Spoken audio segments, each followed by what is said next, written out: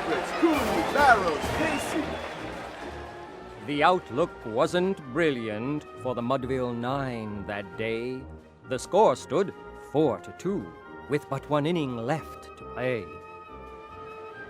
Now batting, number 10, the left fielder, Cooney. Start it off. A good one, Cooney.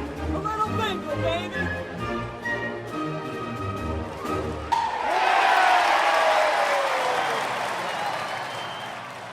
And so, when Cooney died at first, Now batting, number 12, the first baseman, Barrows.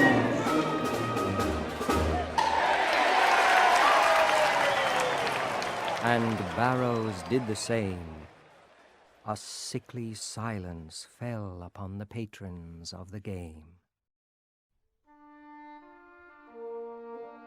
A straggling few got up to go in deep despair. The rest clung to that hope which springs eternal in the human breast.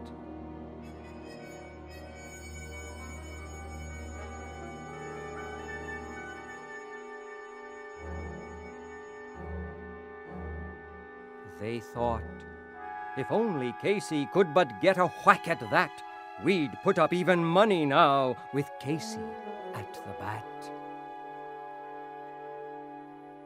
But Flynn preceded Casey, as did also Jimmy Blake, and the former was a pudding, and the latter was a fake.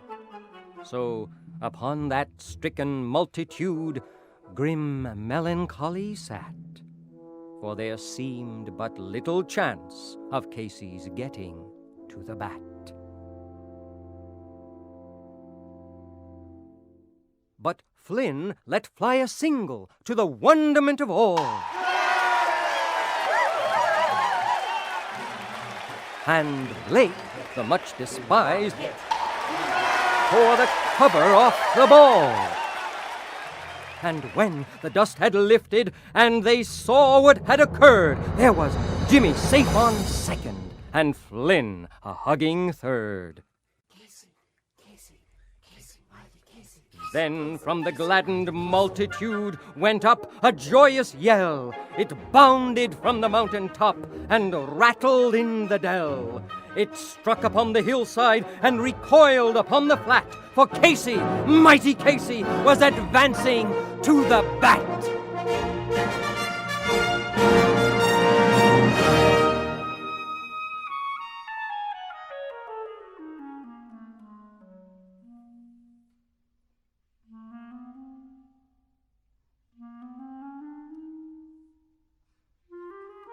There was ease in Casey's manner as he stepped into his place.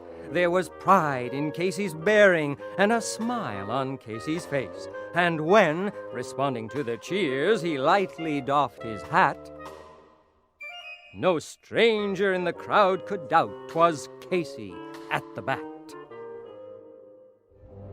10,000 eyes were on him as he rubbed his hands with dirt. 5,000 tongues applauded when he wiped them on his shirt. Then, while the riding pitcher ground the ball into his hip, defiance gleamed in Casey's eye, a sneer curled Casey's lip. And now the leather-covered sphere came hurtling through the air, and Casey stood a-watching it in haughty grandeur there. Close by the sturdy batsman, the ball unheeded sped.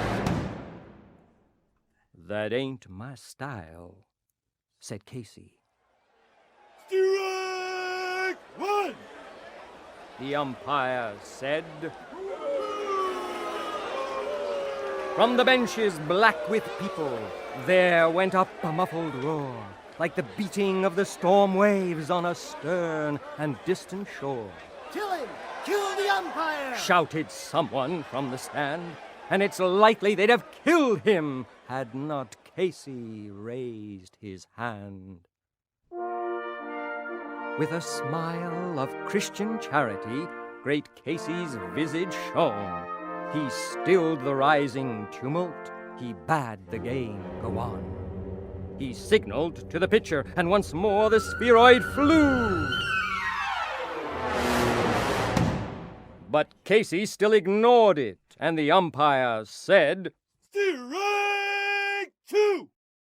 "Fraud!" cried the maddened thousands, and the echo answered, "Fraud!"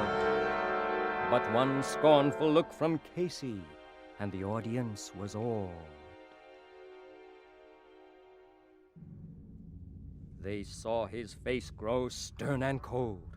They saw his muscles strain, and they knew that Casey wouldn't let that ball go by again. The sneer is gone from Casey's lip.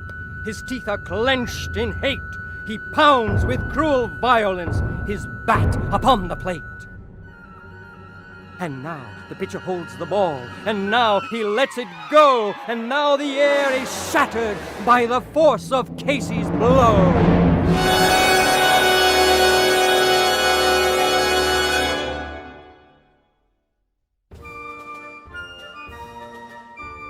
Oh, somewhere in this favored land, the sun is shining bright. The band is playing somewhere, and somewhere hearts are light. And somewhere men are laughing, and somewhere children shout. But there is no joy in Mudville. Mighty Casey has struck out.